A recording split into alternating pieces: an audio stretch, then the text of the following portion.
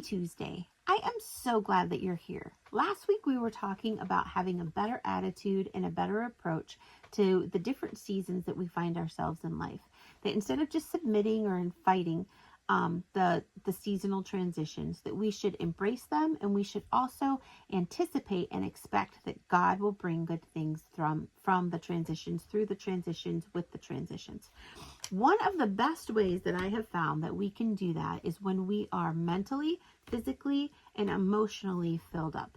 If we are depleted, if we are empty, if we are lacking, then it is going to be much harder to see the good in our situation. I know this weekend, as I'm taping this, it's still winter time here in Michigan, and or here in the Midwest, and my husband had worked 30 hours of overtime in the last 2 weeks. Very busy, lots of snow, so lots of early morning hours and long days. So then on Friday night, our daughter had to go to the emergency room, and so it was a very late night / early morning, Friday to Saturday morning. Then Sunday night, same thing, very late night, early morning. So by Monday, yesterday, today's Tuesday when I'm taping these, and yesterday, I was just exhausted. You know how you have to, there's that saying where you have to put the toothpicks in your eyes in order to keep them open. Well, that's how I was feeling. Like, I was so tired. I couldn't think. I couldn't carry on a complete sentence. I couldn't, it was bad. I knew that any work that I tried to do yesterday wouldn't go very well, just because I was so depleted. And so when we feel that way, and I knew that all I needed was a good night's sleep, which I got, and so I'm feeling much better today. But when we're feeling that way, then it's very hard to embrace the challenges of life in general. It's very hard to embrace or to see the good that God wants to give to us. So one of the things that we are required to do, or that He wants us to do, is to make sure that we stay filled up physically, mentally, emotionally, and spiritually. When we stay filled up, then we are able to be the best version of ourselves that we can be, and we can then give, we can have the energy to serve, we can be who God wants us to be. So today's encouragement is, last year, I was able to step back and take a little bit of a break. I didn't write any fiction last year until November, although I really missed it, but it was a time for me to step back. I had less work for other people, less work for myself, and I was able to take a breather. I was able to relax at night instead of working at night. I was able to push away from my desk, and I was able to just take that time that I needed to work on my house, work on my body, work on the medical issues that I was dealing with, just work on the different areas of my life that God wanted me to start healing and to start working on, so that when I would step back in this year in 2025, I knew that I was going to be busier, and I wanted to have a balance that I had been lacking previously. And I noticed, because I had because I had taken that last year, and I had taken time in 2019 to heal some of the burnout that I was feeling. I noticed that there are different ways that I try to fill up that are better than other ways.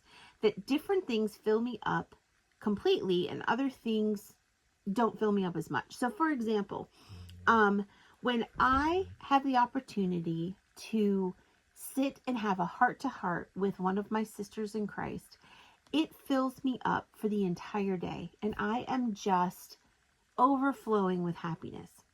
Now, my daughter got me introduced to this thing called Happy Color. It's an app on the iPhone. I am probably, if you want to call it, addicted to it. I love to do it. And I've talked in previous videos about how I like to compete with myself. I don't compete with other people, but I compete with myself. And so even with this Happy Color, I compete with myself. I'm like, oh, I've got to color this many, or I have to do this many, or I have to finish this picture before I can go to bed, or whatever. Well, I thought that was a way for me to relax and a way for me to enjoy watching TV with my family was by coloring, because I like to keep my hands busy.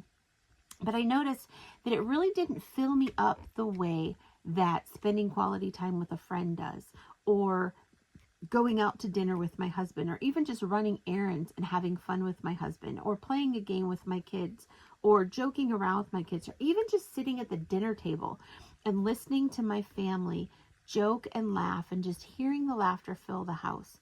Like, those are the kind of things that really fill me up. And so I started to, because I had more time last year, I started to really pay attention to the different things I did to relax and kind of evaluate them and see which ones really truly filled me up and helped me to relax. And then I was able to pour out more to other people, or the things that were supposedly relaxing or supposed to be relaxing but ended up being more stressful.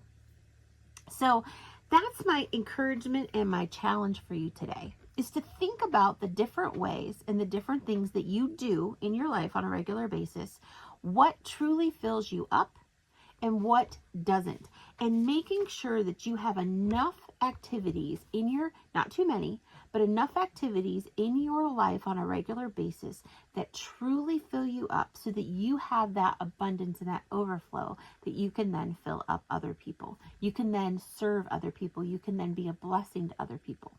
So walking on the treadmill does not fill me up, but it's something that I need to do for my health. It's not something that I really enjoy. But listening to the Bible app, the Bible recap on there, and having it speak scripture into my mind as I'm exercising, now that fills me up, so that when I'm done then for the day, I feel good on the inside because I've done something good and healthy for my body.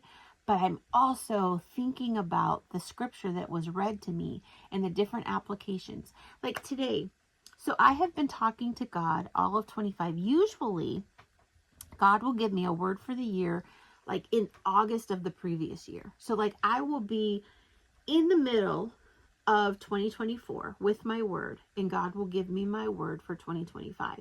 That didn't happen this year.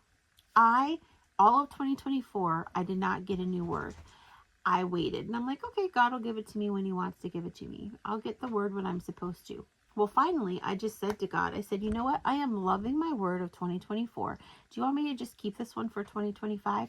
Because I don't mind continuing to meditate on and focus on being thankful in my life, because thankful was my word. And I kind of think, so I am taping this the end of January, beginning of February, and I kind of think God is giving me the word freedom. No, I don't know that for sure yet, but I had been talking to him about it, and saying that if this is, I had an idea of what he was working on in my life and different things that he was trying to heal me with and grow me in. And I couldn't tell exactly what it was. So I asked him to just keep showing it to me in the way that he wanted me to. And today, as I was listening to the Bible recap, as I was listening to Tara Lee Cobble, she is wonderful. I just absolutely love the way that they have set up this reading the Bible in a year, and the way that they do it on YouVersion. Highly, highly recommend it. But as Tara Lee Cobble was talking today, it was as though God was speaking to me personally himself. And I am still encouraged and filled up from those words of what God said. And I think that my word for this year might be freedom. I asked him, and I'm still waiting for confirmation, but I kind of think that he's changed my word from thankful to freedom. And this is the first year that he has taken about a month to give me my new word, because usually I get it way early. And it's kind of exciting. Like, I love that God is so personal and so unique. I love that he doesn't do things the same for us day after day, year after year, week after week. I love that he keeps it exciting and that he keeps it special, and that we constantly have to be going to him and asking him for wisdom and asking him for truth and asking him what he wants us to do, and that it's different every time. I love that. So what fills you up? Do the things that you think fill you up really truly fill you up, or is it just a counterfeit, like that happy color? I still like to color, I still color, but I have decreased my time coloring. One, it bothered my family because they felt like I was ignoring them, and I never want to ignore my family. And two, it was not as relaxing as I originally thought that it was. So now I do it only in special times and special places. And that fills me up a little bit more. But the things that truly fill me up, I make sure to spend more time doing them. And the things that don't fill me up as much as I thought they would, I tend to do those less, or try to do those less, so that I am filled to overflowing more times than not, so that I can then in turn be a blessing to other people. Because ultimately, isn't that what it's all about? Is us choosing to bless others, to be God's hands and feet, and to point them to the one who loves them more than anything else. So there's my encouragement for today. If you liked the video, please hit the like button. If you would subscribe, I would love it. And if you would share it with a friend, that would be fantastic. Look for the links below. There's a link to the membership, a link to my books, a link to my website, a link to the podcast. I would love it if you would join the community, join the membership, read Christian fiction. I just enjoy being here. I enjoy talking to you and spending time with you every week. And I pray that it's a blessing for you. So be blessed today. Have a wonderful week. And I will talk to you next week.